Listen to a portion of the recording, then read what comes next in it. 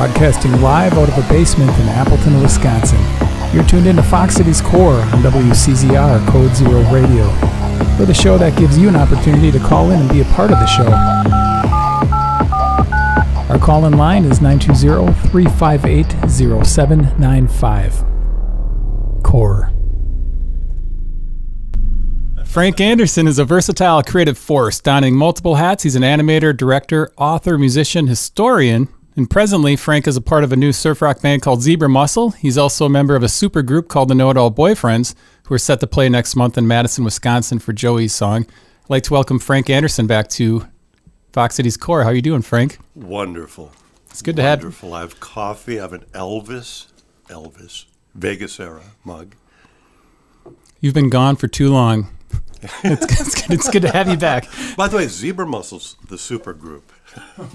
Well, you know, I think the factor that makes all these super groups is Frank Anderson.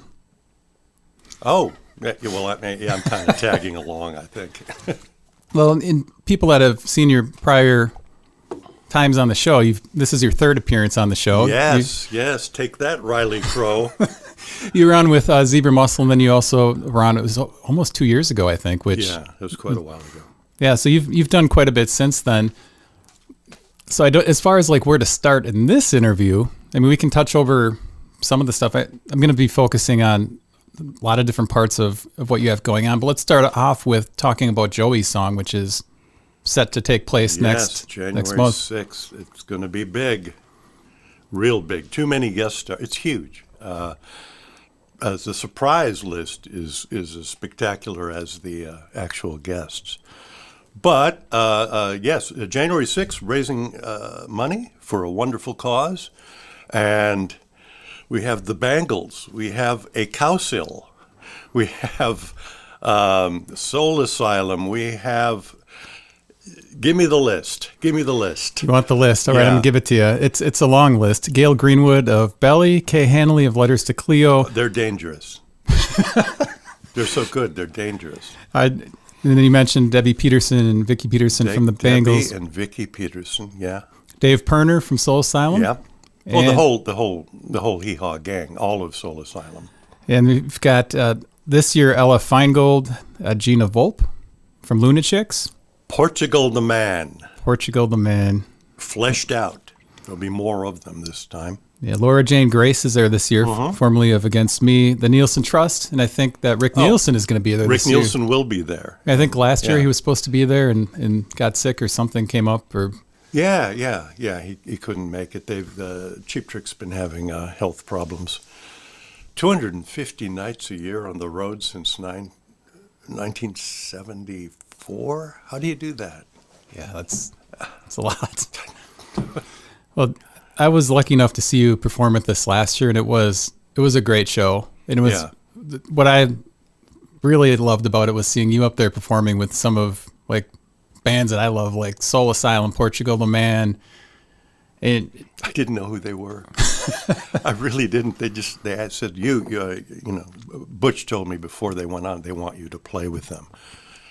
They must have heard me at the sound check, and okay. What are we doing? I have no idea. Then it hit me later. Their hit song, right? They have one big hit. They have a big hit song, was a car commercial that everyone's familiar with. But I didn't know who they were. Pathetic, huh? Well, if anything, it was a good introduction to you to find out about them afterwards. But then again, I'm utterly clueless in certain areas. I still have never heard. I couldn't tell you if I heard a Bon Iver song. I don't know. I have no idea. And zero interest in that regard. I heard it was really soft music. Is it? Dreamy? I haven't heard it either. Oh, okay. Yeah. Well, anyway, that turned me off right away. So, yeah. So this is the event that you're familiar with, obviously. Now, how did you first get involved in being in the Know-It-All Boyfriends and with this benefit? That's a long story. That's too long. Okay. You can give me the Cliff Notes if you want. Well, I played the Madison guys in the Know-It-All Boyfriends. I lived in Madison a long time. And I'm kind of from Madison. And I've played with all of them, and of course I played on many recordings at Butch Vig's studio, Smart Studios, and that's my connection. So I introduced Butch to Corey. I'm going to make a long story short. Corey Chisel, and the event needed padding, needed more people, needed more ampage, more pizzazz, more guest stars, and Corey Chisel came up. So he took, in a roundabout way, he took me and Alex Drossert, keyboard master, down to a Joey song about 5 years ago, and we've been there ever since. And Corey's job is fabulous because his job is to sing the power ballad that melts. Let's just say there wasn't a dry seat in the house when he finishes singing. But it's really, that event's really grown. It started off in a volleyball court, I believe, with 3D. And then it went to the Barrymore Theater in Madison, and then now it's at the Sylvie, and that's, I believe, 2,500, 3,000 people. And it's a terrific venue. And we got through COVID somehow. And this year's going to be a real coming out party. Yeah, and this year, if you can't make it down there in person, you can buy a live stream and watch it from the comfort of your home. Yes, you can. Which is great. Or you can follow me, and my phone will be up and on, and you can see it from my point of view in the back, behind all the stars. Yeah. How do you prepare for something like that? Are you given a list of songs? I think you mentioned for Portugal, the man was your learn these songs. Well, one year we backed up Brian Ray. Brian Ray is Paul McCartney's right-hand man, right? He also did some, I think he was Ella, or the Chess Records artist. Yes. I can't think of her name, though. Well, you made me forget it. At Last. At Last, yeah. Her. Yeah. And, of course, one of my, I'll tell you a brief story. I woke up in an L.A. motel. I had Appleton to L.A., right, and I was doing business there. On my walls, it was Houdini decorated. So there are pictures of Houdini on the walls of my motel. I walk out the door, go down Wilshire a bit. Oh, who we're talking about at Last, with special guest star Corey Chisel. So it's like I couldn't escape Appleton in that little area of L.A. But where were we? I think we're talking about how you prepare for Joey's song. Paul McCartney's guy. I need more coffee. It's really early for me. But what's his name again?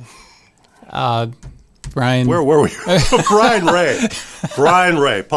He'll send us his CDs, and you better Vic Ferrari his songs. You got to nail it. All his notes, all his arrangements, everything. So, just practice along, right? And don't slouch. When Brian, we had a comedic meeting, let's just say, with Brian Ray when half the band was not quite prepared to play Brian Ray's song.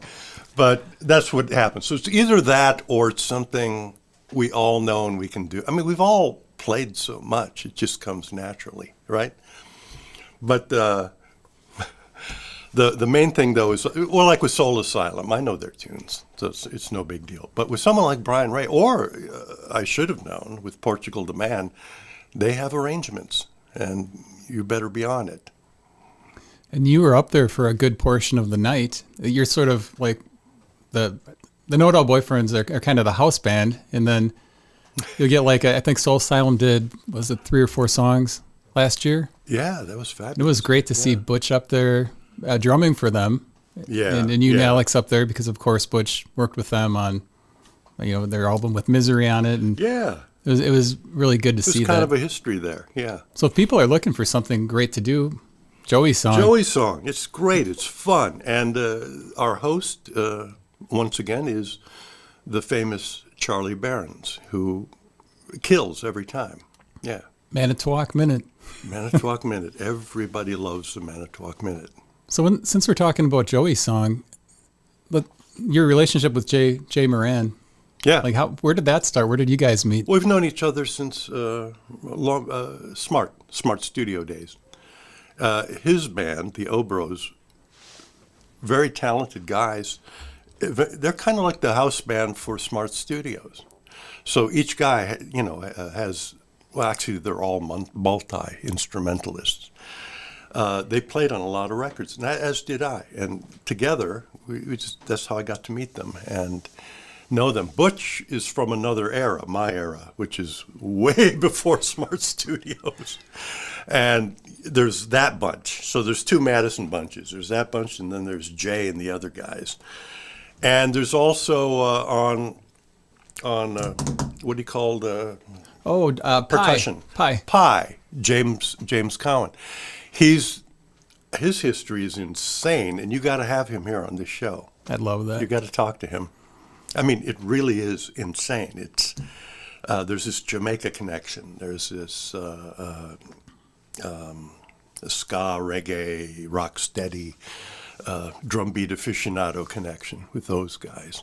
So not only is it a great event, making money to help figure out how to solve epilepsy, but you guys are kind of, and the money goes, all of it. It goes to the cause directly. They usually, I don't want to get this wrong, but they award it to a doctor who's doing something in that field, who has a specific area of research. Yeah. And they also have things on their website you can bid on, signed guitars and different things. So memorabilia, real memorabilia, fake memorabilia, and real memorabilia. Yeah, so it's a great time. Go check it out on the web. We'll post links and everything. But a good reason to get the live stream or even attend is to see Appleton's own Frank Anderson up there on the stage, and Alex. The whole left side of the stage is Appleton. Yeah, that's awesome. Although Corey was on the right side, I think he defected. He left us. He went for show business stars on the far right hand side of the stage. Yeah, Corey came. I think last year Corey came out and he did a duet kind of. I think it was a duet with Kay from Letters. I think she's in Letters to Cleo. But anyways, that was a great duet. Yeah, I forgot what it was, but it was great. Yeah, and then he sang the show-stopping "I Want to Know What Love Is" I forgot about that, with a massive choir behind him. And that was a highlight in the night. And no one introduced him as Corey Chisel. So at the after party, all these people were, who is that guy who sang that? There's all these business guys at the after party. Who was that guy who sang that song? It brought tears to my eyes. I looked at my wife. She was crying too. So when you started out in music, you were in the Philippines. I was born and raised, yep. Music was a big part of your life early on. Huge. You started playing in bars young. Yeah. I think you said your appearance the first time that you were gifted a steel guitar, and that kind of changed everything. Everything. So you're known for the steel guitar right now. Yeah, it's like your main weapon. Yeah, but I've always I had that country stuff, and I loved the hardcore country when I was a kid, and I got that down really quick. But also there was tons of practice. I used to play 6-7 hours a night. I used to sleep with it like this and go like that. just to get my, constant. Steel guitar playing involves a lot of rolls, forward roll, backward roll, multi-mid pick roll. There's all these things you have to know. There's hand blocking, pick blocking, bar blocking. You have to have a tremendously strong left hand, not the picking hand, but the left hand. I can always tell a beginner their left hand doesn't want to be on the steel guitar. You can tell right away. And and I got into it big, and by the time I was 17, I was bored, completely bored with the country. I still am. Much prefer taking the part of what keyboard players do in rock bands. That's my favorite thing, hands down. Riffs, ripping solos, riffs, and riffs. I love riffs.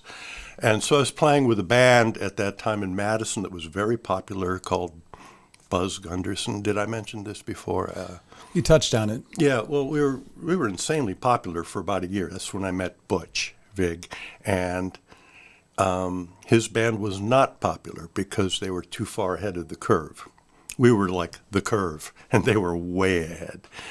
And I left town, moved to California, And when I came back for a visit, Butch was #1 band in Madison and getting a lot of attention and record deal offers from the likes of Arista Records. And that's no big deal today to any of your younger listeners. It doesn't mean a thing. But back then, that's all we dreamed about, you know. And we thought anyone who had a record deal had money. Little did we know that 99% of them had nothing. And when they were coming through town, a free meal was a big deal, you know. But, yeah. Yeah, record companies, that's a good point. I think there are still deals that exist, but they're even worse than I think they were back then. But when I look back at it, it was great. I mean, sure, you get, let's say you're a first-time signee, you get $30,000 up front maybe, or $100,000. It got crazy towards the end, where like Freddie Johnston, who's going to be at Joey Song, his upfront deal was insane. It was like $250,000. It was this big whomping pile of money dropped on the head of a 4-year-old kid. And did he think that he'd be alive and kicking and still doing it today? You know, he didn't. None of us did. Yeah. But that was such a big deal. But it means nothing now. There's nothing now. There's just nothing. Back then, you worked for the company. What did they do with all that money? They didn't screw you. All that really did go to advertising. And that's a hefty, it's like the movie business. You know, a big chunk of any budget is PR and advertising.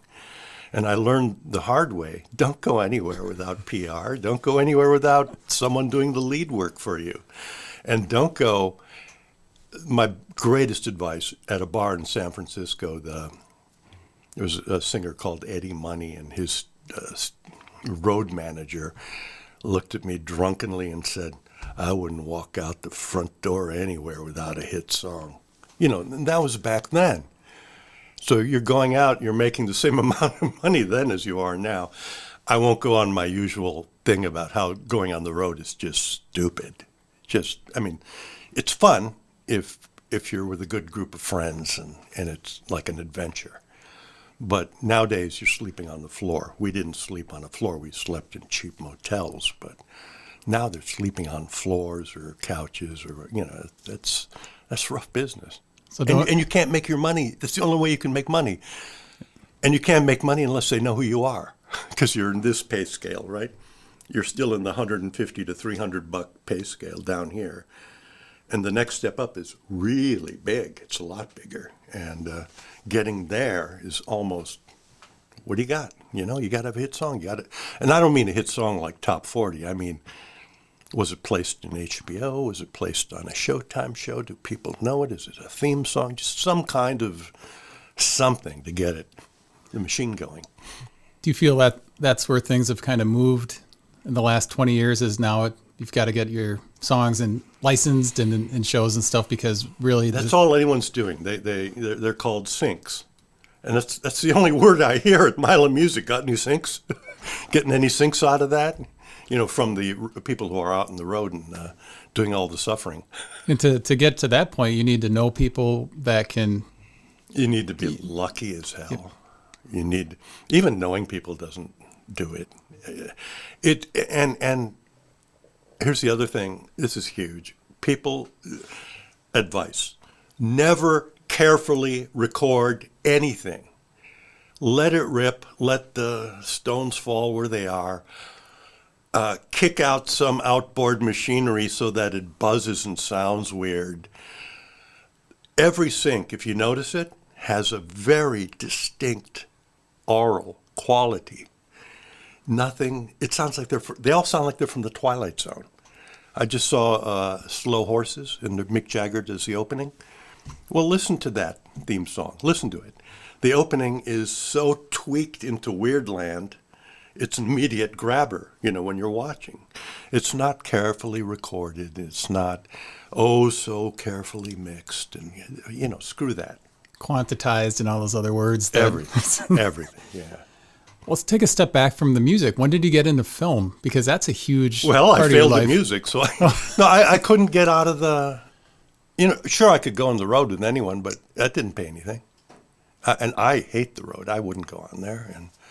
And I didn't want to do that. And I was not a songwriter then. And I do have some syncs, but only when I wrote instrumentals. No, I just said hell with it. I'd been playing too long, since I was 15. And I was in my 20s, and I was married. And you know my wife. And Hello, Deb. I had to do something. So I got into what I did before the steel guitar took me away and put me on the lost highway. And it is a lost highway. Yeah, I got into film. Animation was always my thing. I used to make animated films when I was a kid. And I damn near did that right away instead of music, but I did music instead. And I had a nice run, music. It just ended, Things end. And it came back. It sure as hell came back in a big way. But, yeah, I got into animation. San Francisco just happened to be where I lived, the animation hotbed of the United States, and it was hot again. It was a dead industry that had risen, and there I was. So a very good friend of mine from a band I was in called Call Me Moana in San Francisco. I'm on their first album, not the later ones.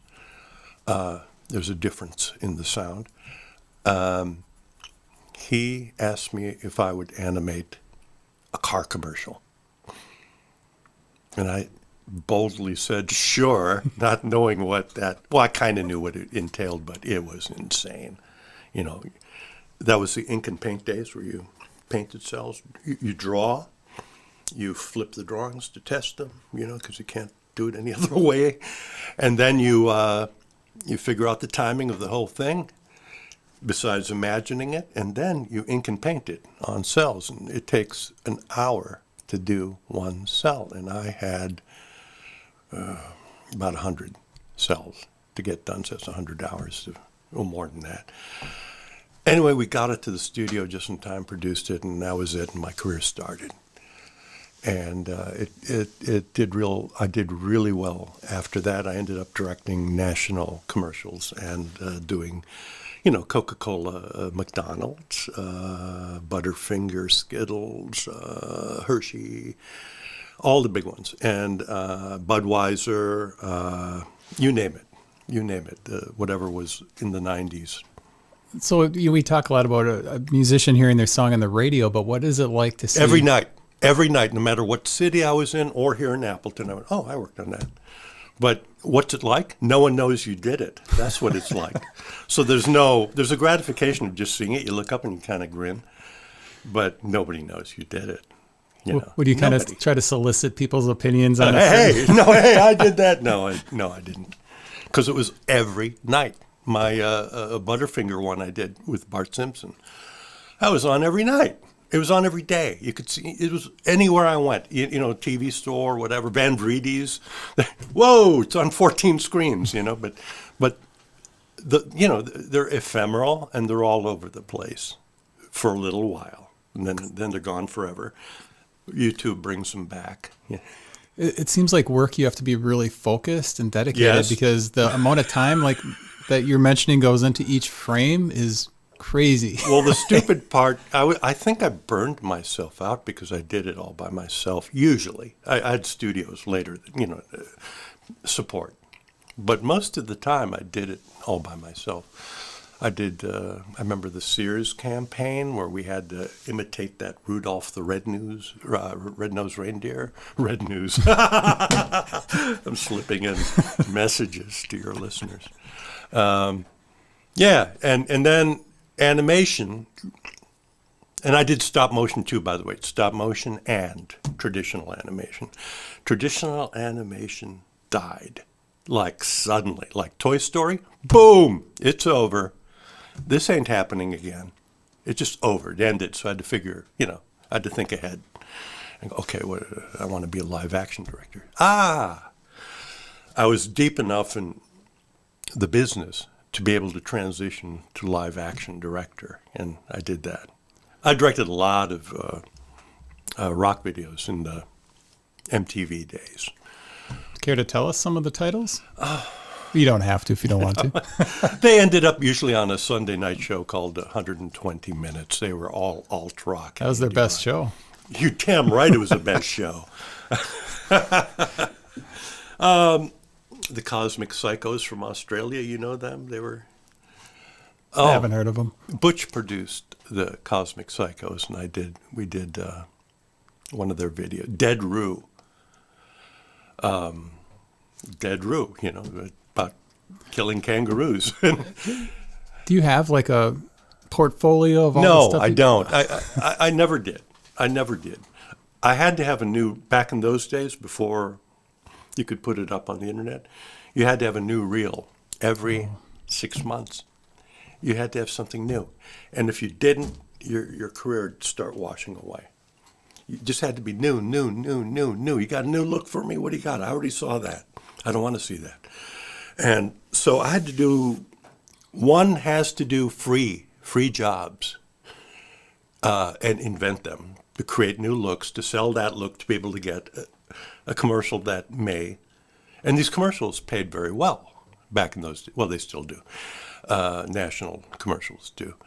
So to keep doing free stuff in order to generate more work. So there's tons of that. But you can see the look of something I did for free on a Skittles commercial or at Turner Classic Movies intros, which I did, those real long intros to their genres, which was my favorite thing to be involved with.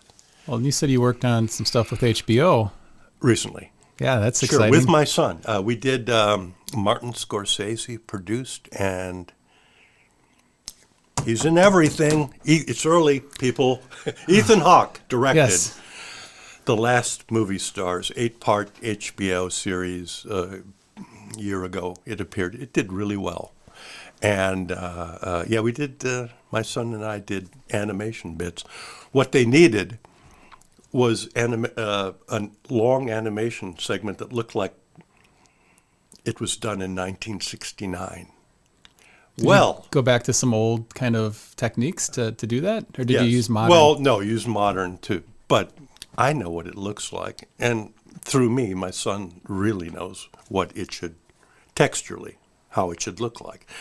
This is no fakey crap, because I animated in 1969 when I was a kid. And I did exactly then what is on that HBO show. And is that something that's out right now? You can see it. It's we're in episode 2, and where Paul Newman describes the turbulent times of the 60s and a changing world, and he's talking about it, and our animation's interspersed, and it's crazy, trippy. It's 1969, right? And all those techniques I did, so the guy who hired me told Ethan Hawke, he goes, no, he really did animate in those days. He knows what he's doing, which is true. Yeah. And that's great that you got to work on it with your son. Oh, he's great. So, He's great, growing up, seeing you do some of this stuff, Oh, he used to come to the studios in Chicago with me. I couldn't take him to New York or Atlanta, but my wife would let me drive him down to Chicago, and spend my time there with, and it was a wonderful studio, and they put us up in the nicest hotels, even though I like things low-key. I like diners, I like motels, and no fuss. They put us up in this luxury hotel. We were looking up at Oprah's suite directly across from us, on a high rise. It was amazing, the glass room like that. You can tell we're from Wisconsin because we just sit there staring out the window like that. But it was, he helped me. He grew up in the business. He has his own style, which is really unique. And he's done a great deal of those backgrounds for bands, like the 1975, I can't even name them all. Billy Joel's last tour, he did the... I saw that. That looked great. That looked fantastic. And he's ahead of the curve. I'm way behind. You did some of that at some point, didn't you? With the backgrounds for a concert? I thought that you worked on... I don't know. I've done a lot of things. I don't know. I think. You've done everything, so we'll just... Well, I used to do over 100 a year.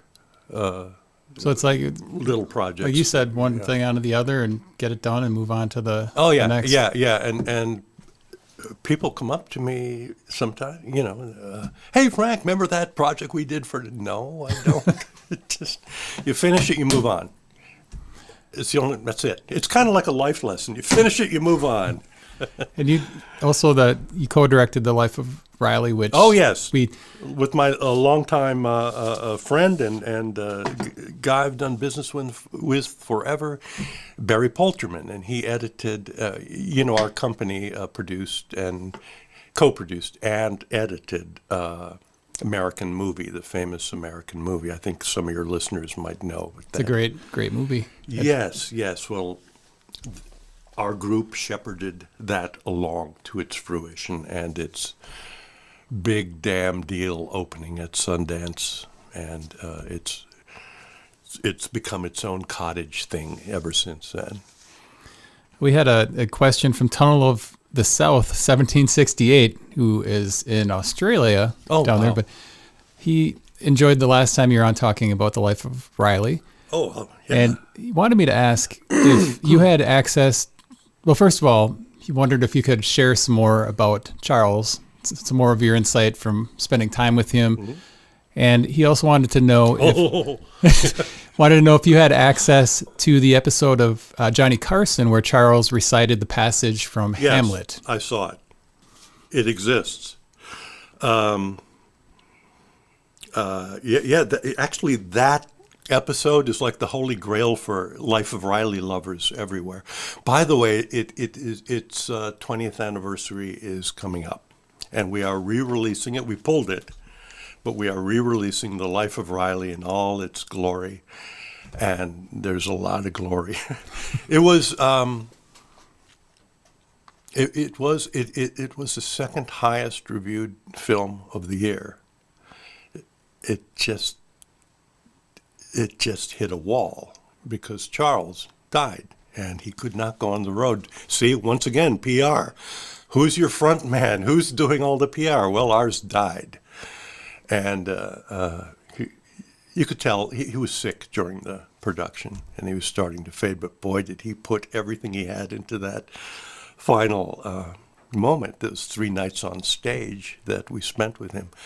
And he was so sweet to everyone, and he was hilariously neurotic. He was wonderfully, I can't do the show tonight! I can't do it!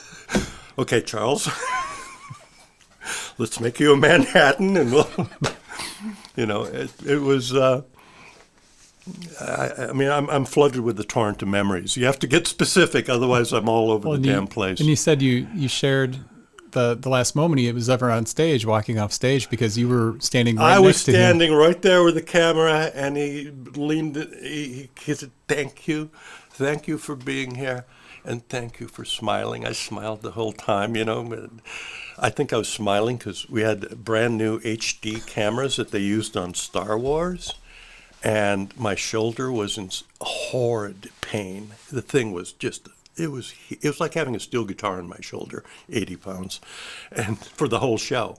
It's like having a small kid on your shoulder for the whole time. and somebody, I like that the camera jiggles and moves. I said, that's me trying to keep it steady. It's so damn heavy and it's got a long lens, and the longer the lens, the more you see movement.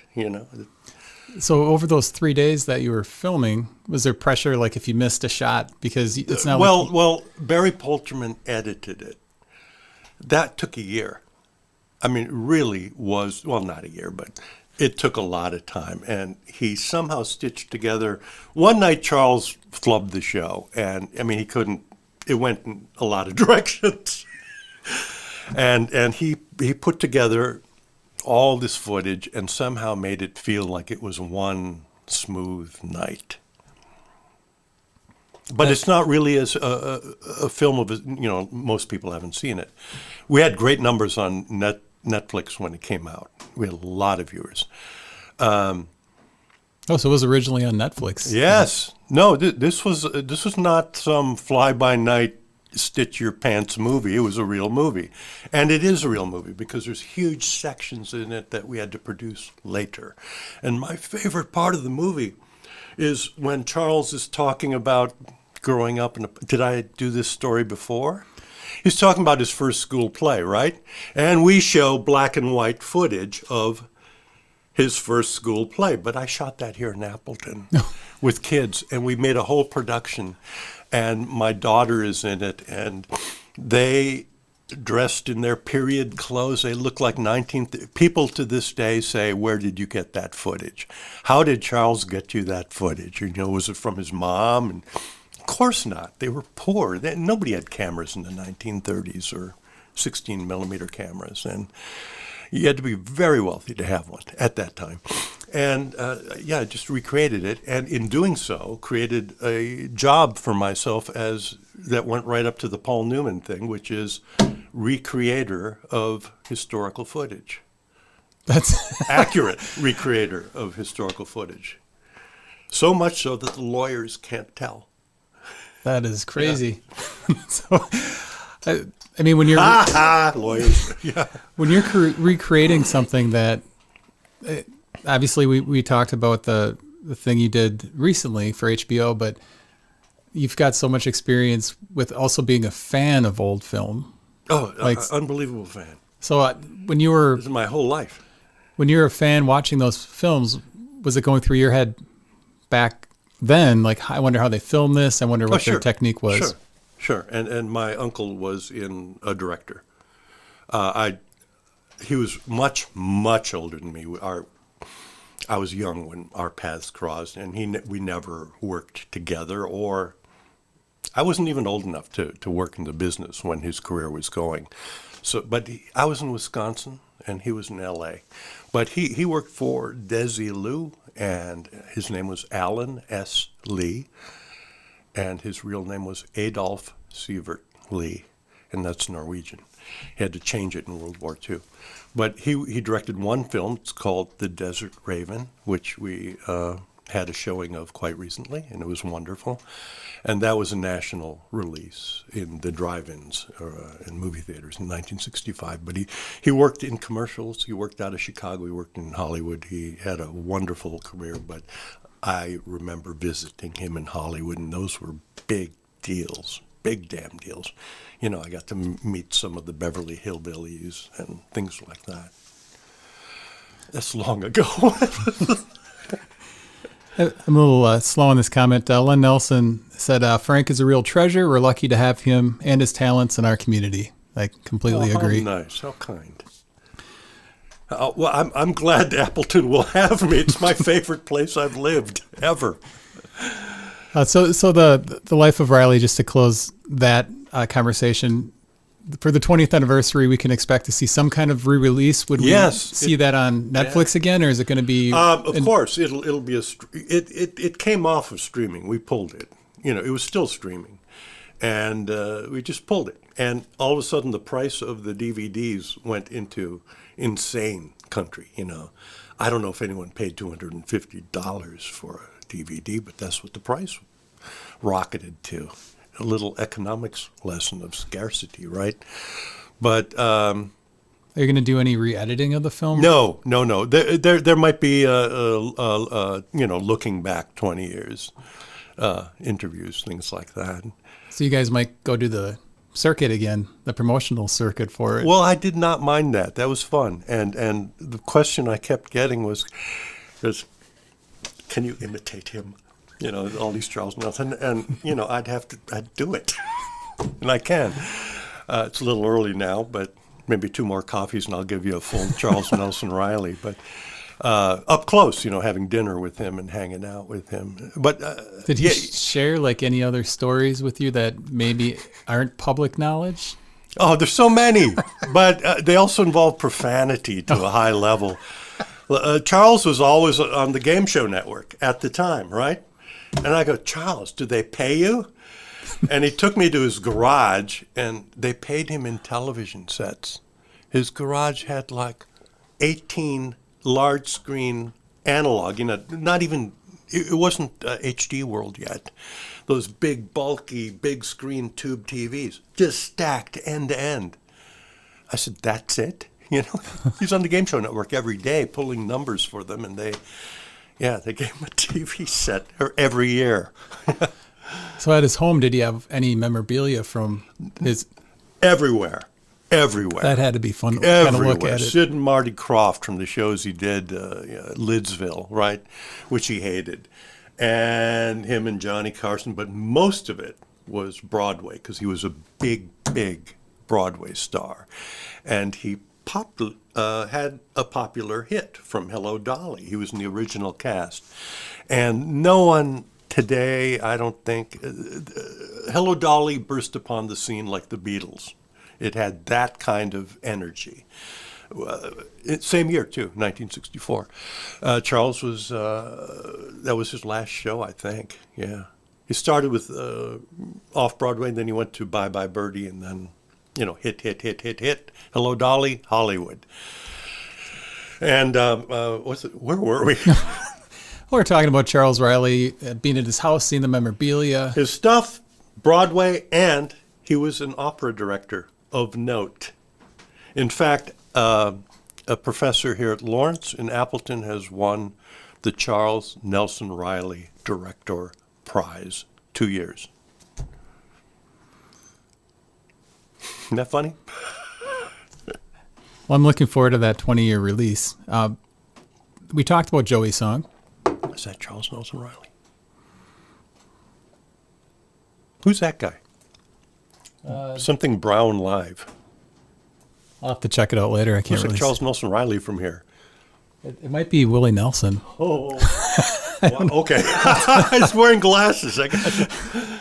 I'll have to look at that later. But we've covered a lot of topics already. But one thing we need to talk about yet is Zebra Muscle, like this great Fox Cities band that you're part of. The greatest. I've been lucky to see them twice, and each show. The first one was so packed I had to leave before it was over. But you guys played a couple weeks ago. A lot of people said that. Your brother was one of them. I know that.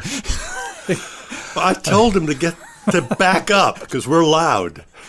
Well, you guys, just energy. And when you were here last time, you talked about how Appleton was in danger of not rocking. So obviously you did something about it because... We did something about it, ladies and gentlemen. We did. Zebra Muscle, if you haven't seen them, I'll let you kind of describe. We're an instrumental band. Psych surf band, but we're kind of like a psych surf prog band. No words. I'm against words. I told you that last time. To be in Zebra Muscle, you have to swear that you will never deal with words again. But words that I will allow in the band are like la la, na na, woohoo. Those are great words. I think woohoo means much more than anybody's long goddamn song packed with words. Just say woohoo. Who did that? Blur. Blur did woohoo. Yep. Then the rock. I think the Rocketeens in the 50s. Woohoo, woohoo, hoo. Yeah. Michael from Joey's song says they mean a Frank. lot to me.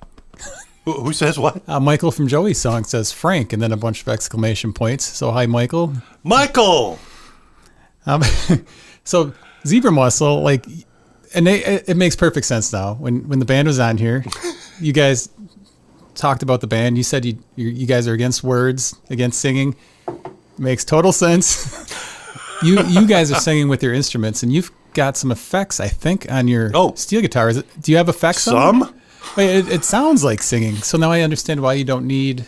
And I even said to some of the people I was there with, I said, Frank is singing with that steel guitar. Yeah. Which, was that the goal of it? Okay. I can't sing, but my guitar can. So, yeah. Well, it was amazing. And the people were into it. And you definitely aren't going the pretty country, playing on the steel guitar that I think you don't like. But it was rocking. It's not that I don't like it. It's just I'm. Yeah, if you're playing it, you probably want to. I've done this. Yeah, all right. Yeah. Well, it was great. And you guys played a cover of Hocus Pocus, which is off the charts. It had everybody. Well, and we made a casual video, and you can see it in the socials. It's not in its entirety, just a small clip of Bill Gracely on takeoff guitar, taking off, and it rocks. So what's Zebra Muscle gonna do next? Like, I don't know what Zebra Muscles. It's hard to get together. Everybody's in a million bands, right? Bill Gracely, the Isaac, and Logan Lamers have a lot of bands. The kids, as I call them, because they're in their 20s, and a lot of bands, and a very excellent band who shared the stage. And what's their name again? Gosh. I think you and I both have like the morning fogginess going on. Well, I need 12 more coffees. The present age. Present age, who are they rock, and they rock hard, and there's a beat poetry element. It's like poetry and rock, and it's it used to be a thing, but I think in the early 70s, but it's really cool. Really cool. Present age is great. Is there any talk of you guys recording an album at this point? Of course. All the time. We talk about a lot. But I know. Our talk is we wanted to record in every studio in the Valley. Like one song in each studio? I don't know. I mean, that's a huge list, right?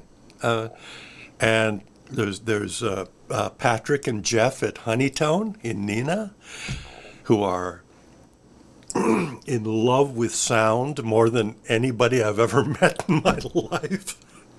Just, I don't even know where their brains are at, because they're hearing things that I'm certainly not hearing them. Wonderful, wonderful studio. Record there if you can. Mark Goldie, who's done enormous amount for the community, and I want to say this about him: he rocks on guitar.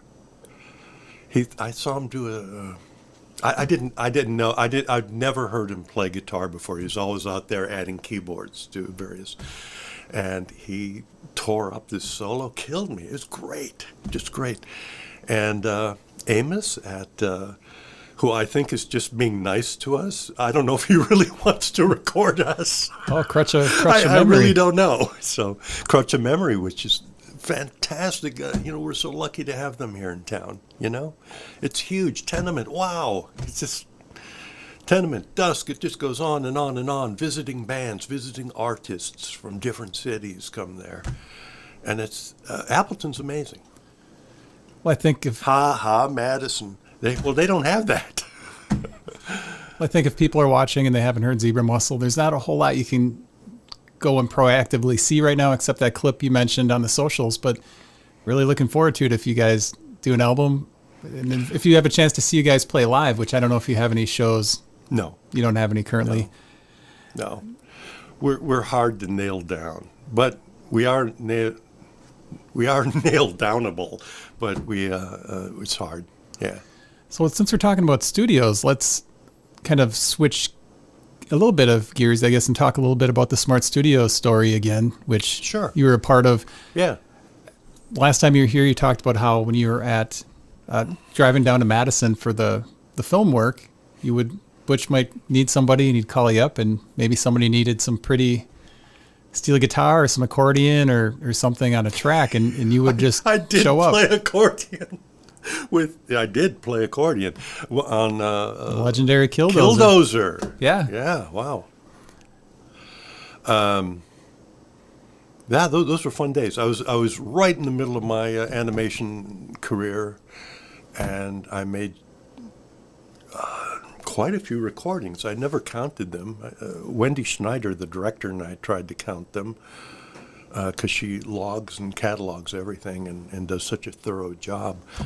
Yeah, Wendy's great. But it was a fun time. It was a great time. It was, and when Smells Like Teen Spirit exploded, it became a crazy time where people thought they would. The Magic Juice was at Smart Studios in Madison, and everybody wanted to record there. And the big thing we did, though, was a lot of remixes, which were popular then. They'd take your song, stretch it to 10, 18 minutes or whatever. And yeah, so I'm on quite a few of those, I think. I don't remember. It's got to be a strange feeling to know that you're on a ton of songs and you have no idea which bands or what songs. Well, of all of them, they're I mean, you were on Jesse Paw, or Paw for in the song Jesse. which went all the way to number 86 on the UK Top 100. And was on Sir Paul McCartney's Jukebox. That's right. That's right. Did the vibe change at Smart after Nirvana took yeah. off? I know the studio was remodeled and It got in the documentary, but in the goofy fun was over. It was Billy Corgan talks in the documentary about how he thought they messed the sound up by that room was so loud. I mean, I don't know how Eardrum survived. It was like that. And then I forgot who came in and engineered and created a mini LEDE room. That means live end, dead end. Right. And all of a sudden it sounded like an ordinary studio at that point. But, they still got great sounds. I mean, it's like, a real good guitar player, they sound the same on every instrument. Well, every time Butch or Doug, Mr. Colson or Duke were, messing around with the board, it sounded good no matter what. Yeah. And the upstairs studio, was that added in the remodel or was that there previously? I can't remember. It was there. Well, I can't remember. 'Cause I think that's one thing I wasn't They sure were doing of. a lot of, they were trying to get into, at one point, later, commercial work and things like that, and they did a lot of that up there, mixing sound for live concerts that were on MTV or whatever, that sort of thing. I think Garbage worked up there for some of it. Yeah, it's starting to get. Yeah. I guess I didn't realize if that was their prior remodel. I don't remember it being referenced. It didn't matter to me personally. I just show up and do my thing. I always sit next to the engineer. I never go out into the sound room. Did your wife appreciate you taking on these extra things? Oh, she didn't mind because she knew what I had to do it. I'm out there, and it was. I mean, how many directors show up on set can say they just played on the album, right? So it all worked together very nicely. But I loved it because they were old friends. And that's always fun, working with old friends and always running into them every decade and then doing something and hanging out. I remember them. We all remember each other in our very poor days when we were struggling. And that's all. We're just old friends from Madison. You guys will all get together again next month for Joey's song. Joey's song, January 6th. It's going to be a big, big night. Big night. If you can't make it, buy the live stream. The excitement, I can feel it here. Yeah. Oh, yeah, buy the live stream. It's the greatest charity, and I was looking for one, actually, when it all happened for me. And that is mine from now on. I'll do whatever they want, anytime, anywhere, any place. Yeah. What was your favorite collaboration last year at the Joey Song Show? Take the Skinhead Bowling with Soul Asylum and Dave Pirner. I just loved that. Absolutely loved that. And there's a looseness to those shows where... Well, I opened for the band... I'm forgetting it. Take the Skinheads Bowling was... I feel like it's one of those mornings. This is a rough morning. I feel like Camper Van Beethoven. Well, I had opened for them in California during their heyday, which was the 80s. And I always loved that song. And when Camper Van Beethoven did it, he meant it. The song is, come on, people, let's get together. Take a skinhead bowling. It'll lighten them up, Let's all lighten up. Enough of this, He would plead when he was singing, the lead singer, he meant it. Take a skinhead bowling. Yeah, that was definitely one of the many highlights from last year's event. Yeah. I know this year it's the theme is the know-it-all girlfriends versus the know-it-all boyfriends. We're going to crush them. Is it going Although to? the audience is going to love them way more than us. We know that. That's why we have to cry. And I know you can't give away too much, but is it going to be, as far as you know, is it going to be the Know It All Girlfriends are going to play a set? Then It's going to be a giant roulette wheel oh, with song genre. well, this sounds cool. And that thing will spin, digitally spin. And it'll, wherever it lands, who knows? It could land on punk. It could land on 80s, 90s, 2000, early 2000. It'll land anywhere, and you have to perform. That sounds really, really exciting to. Yeah. So, yeah, awesome. And Michael mentioned it was Camper Van Beethoven as well. So he's probably at home, like, watching, like, yelling out the answer. But yes, that's great. And We need a Joey song, Fox Cities, because I know the Fox Cities would come out big at the PAC down here. That's I think perfect. it would be, what is that, 2,500 seats, whatever. yeah, I think A it's like summertime Joey song, same time as roughly Mile of Music, that would be huge. I love that idea. Yeah. And the stuff Michael's doing with Joey song is I mean, it takes a lot of work, and it's insane. Yeah. If you should follow Michael with the camera, just follow Michael on the night of the show. If you want to see someone juggling, 5,000 balls in the air at the same time, it's amazing. Yeah. Yeah. And so, And we act like children. Musicians are children. It's true. so we solved the problem of Appleton not rocking, or rather, you solved it with Thank you. Zebra Muscle. But what other bands from this area are worth checking out? I'll tell you who I love. I'll tell you who I really love. Luke Crow. Luke Crow he's it. He's got it, the voice, everything. But he's at his best when he's backed up acoustically. So stand-up bass, drums, his brothers backing him up, just the Crow brothers. There's a softness. There's not electrical instruments getting in the way, because electric instruments and loudness gets in the way of Luke Crow.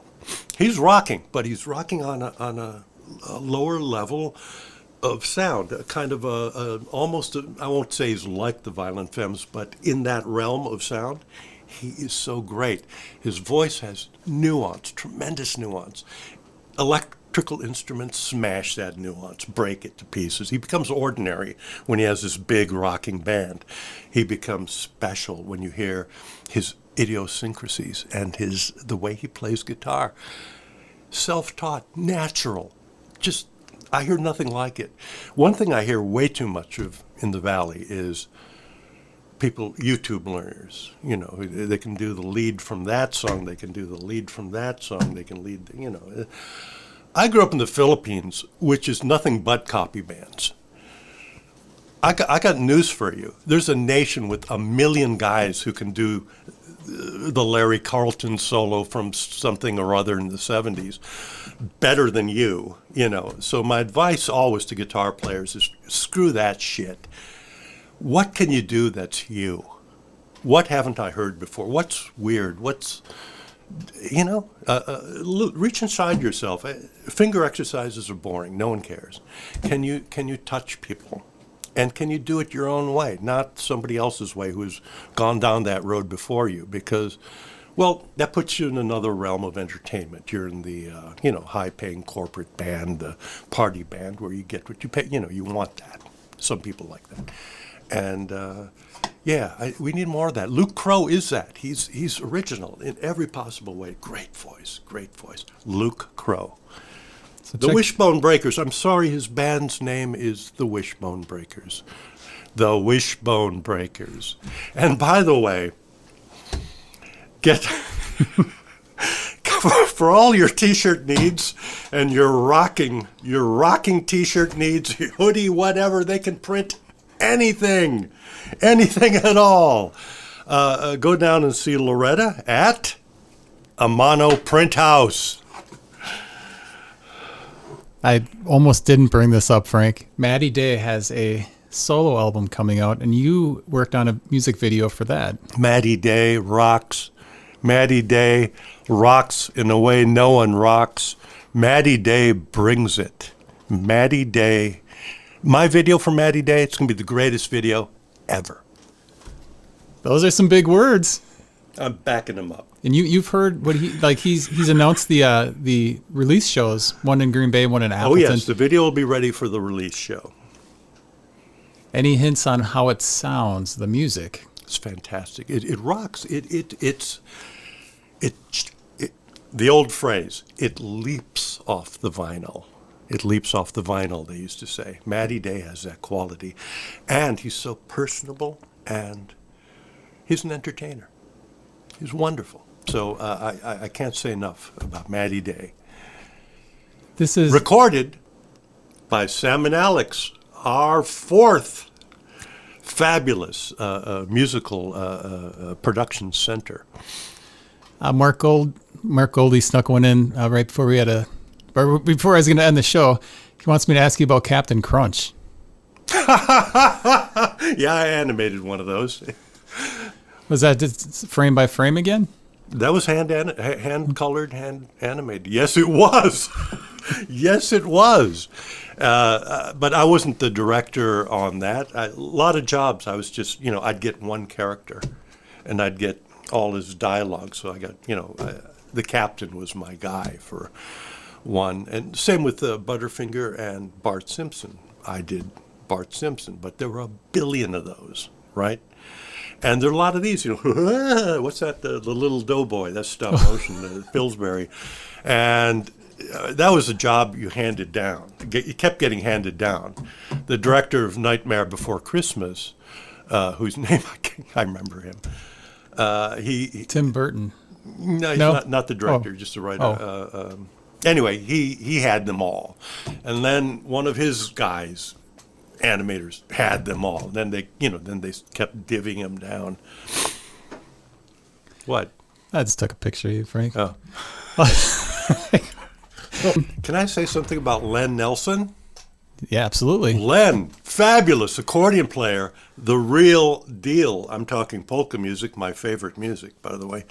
And Len, why aren't you out there? We need, polka is so dead. I was watching Polka, the show that goes before the Packer game the other day. One couple, I thought they were going to die right there on the dance floor. They must have been 98. That polka, young people, please, it's got to come back.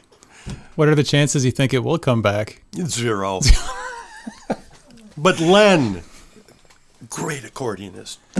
He should be out there playing. He could lead a he could play alone and tap his feet. He's that good. Yeah. Wisconsinology is a site that you've been keeping up since roughly 2004, 2005? Yeah. Can you tell us what Wisconsinology is? .com. It's my view of my adopted home.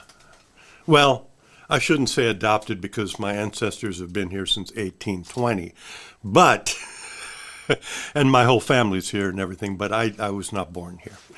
But I'm absolutely fascinated by, number one, all of the firsts, all of the musical firsts. I do that show on 91.1 The Avenue where I talk about Wisconsin music history, and that's part of Wisconsinology.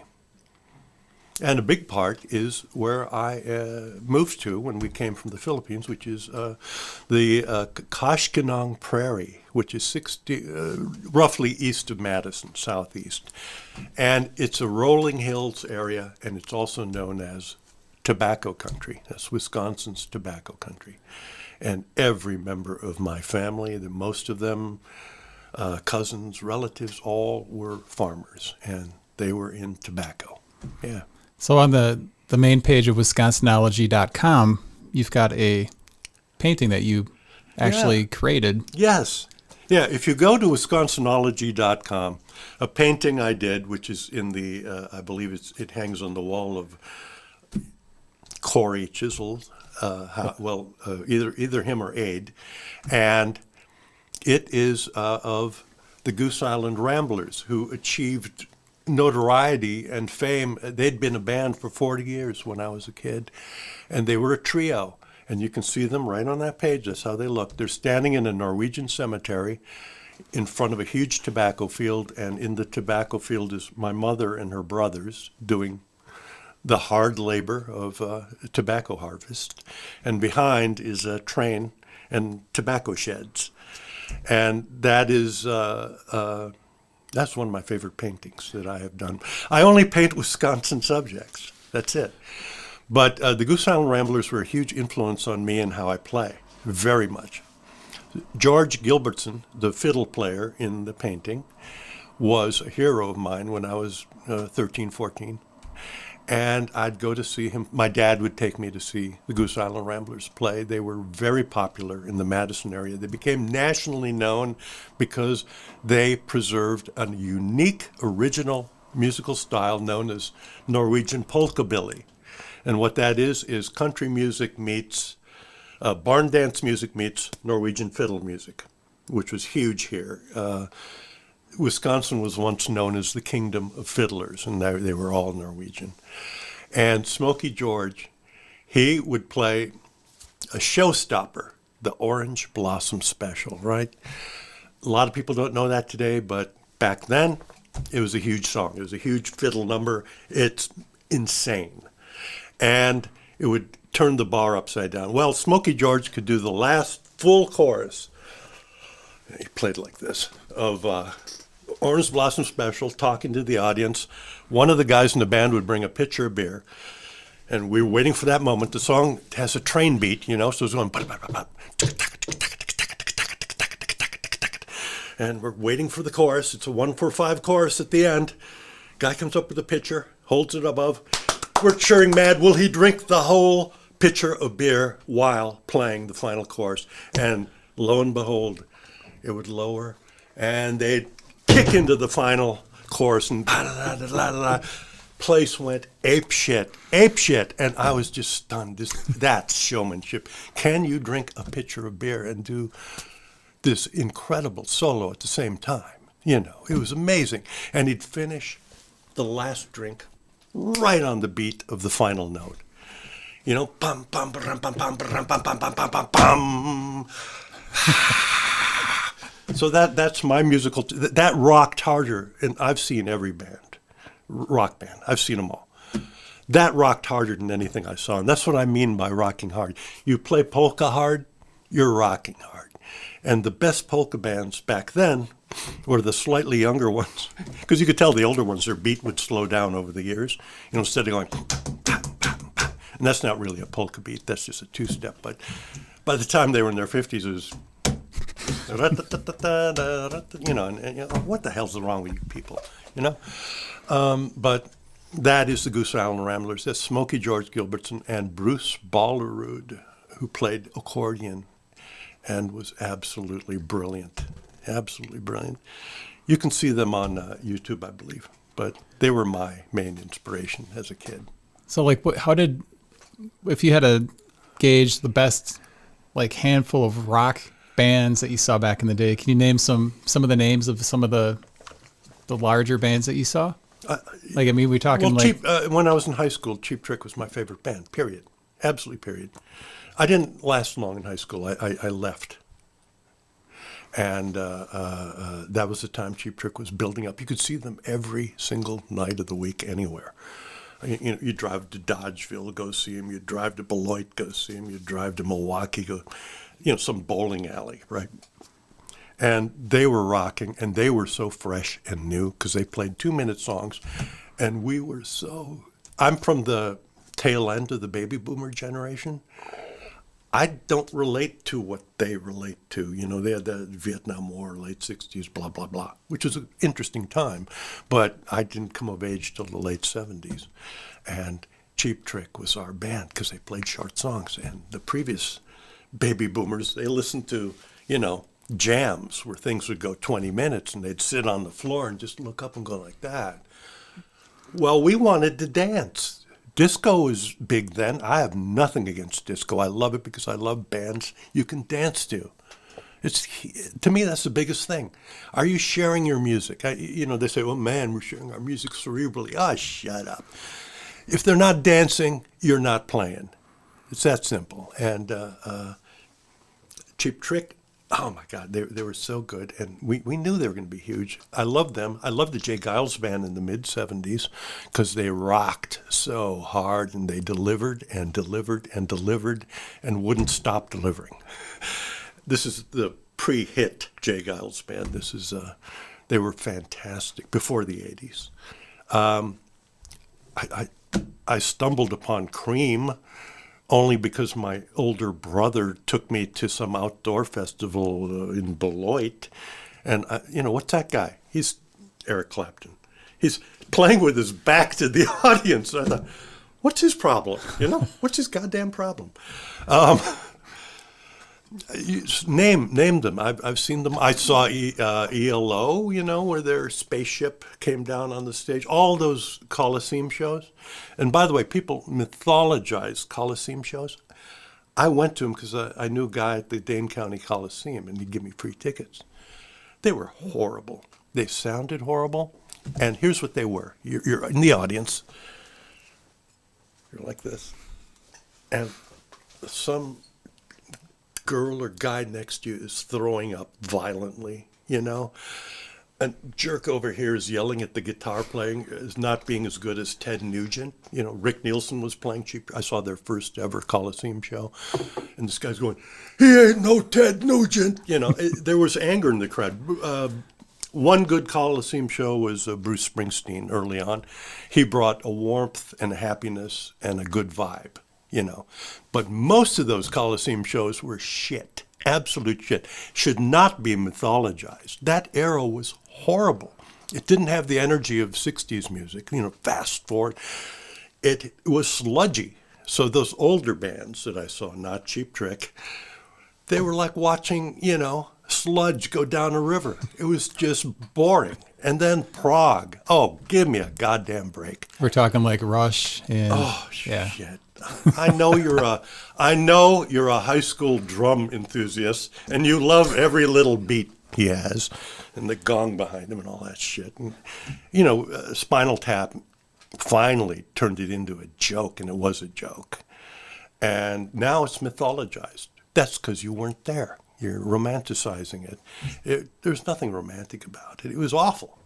But there were some bands that brought great vibes and thank God, cut their songs off at 3 minutes. So that's a good thing to going to vinyl then. We've talked about vinyl before, but vinyl is it's been back, but it's people romanticize about vinyl, but how many people that buy it listen to it? It's probably a small. They're very small. Yeah, but Amos told me something very interesting. Amos from Crush of Memory, that, his record label, which is, a known quantity, they'll only press 300. I know one vinyl distributor, and he says we're basically pressing Fleetwood Mac albums. Over 50% are those records from that era. People want them again new, or they give them to their kids. So they're mostly printing old releases for reissue. Yeah. New records. Unless you're, like, again, the bands in this tier. But, I don't know what they're... I guess it's going great, the vinyl business, but it peaked last year and took a turn down. I don't know. I don't have any physical devices. I listen to Spotify. Well, it's easy. I know it's not like the cool thing to say that's how you do it, but it is so easy now. It's just easy. Yeah. Well, I tried pulling out an old record. It was Ozzy Osbourne, Blizzard of Oz. I've had it for a while. I put it on the other day, and I thought, this is terrible, but I couldn't forward through anything because I'm listening to a record. So I listened to side A, flipped it around, figured I'll probably never listen to this record again. So it's like, no, you won't. If I was listening to Spotify, I would have just turned on something else. Yeah. But that's interesting. So Wisconsinology, great site to go find out history about Wisconsin. You did a mythical creatures poster. Monsters, Myths, Monsters, and Legends of Wisconsin. It's a poster, and it is available on Etsy. So check that out. Check that out. It's a cool poster. Yeah. But and also the Avenue you mentioned, you've got a feature on the Ave. And those episodes are also available on the website. And I'm starting up fresh episodes, brand new episodes on the Avenue 4 times a week in January. How do you research what you're going to feature on those episodes? I'm a lifelong library reader. I'll read anything. And for some reason, I don't know what it is, Wisconsin just attracts my attention. Often, I can pick up any book and go and open it to a page, and it'll say Wisconsin on there, even if it's not about Wisconsin at all. It's probably the only time it's mentioned. I don't know why. But this state has fascinated me forever, and I think it's unique and different. It's not, I try to tell people on the coasts, we aren't Minnesota. We're night and day different from Minnesota. You might never see us on that streaming show Fargo at all because we have nothing to do with that.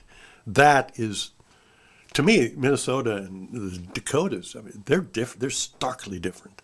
Iowa, starkly different. Northern Illinois, I'll take that because that has nothing to do with Southern Illinois, Chicago, and I worked there. I love Chicago, and I used to be part of Wisconsin. And we are just different. Some Nashville people I tell this story all the time. They we have a rich music history down here, Frank. You like our rich music history? Yeah, I especially like the part where all 3 of your state songs were written by a Wisconsinite. That's my favorite part about Tennessee state history. They were. And you've lived out on the West Coast. So yeah. They think we live in Laura Ingalls Wilderland, the Pines, the big little house in the big pines. They think I have a cornfield in one, off to one side and a state forest off on the other side. Yeah. Who do you like to see play at Lambeau Field? They once in a while have like one big concert a year. If that country the know-it-all boyfriends. Yes. Absolutely. Playing their. Here's the weird thing. The know-it-all boyfriends do covers, and often they do it replacement style, if you know what I mean. But each individual, those guys up front, they have hit songs. They have their own songs. They were part of something huge, all of them, every one of them. And if they actually did their own songs, it would be amazing.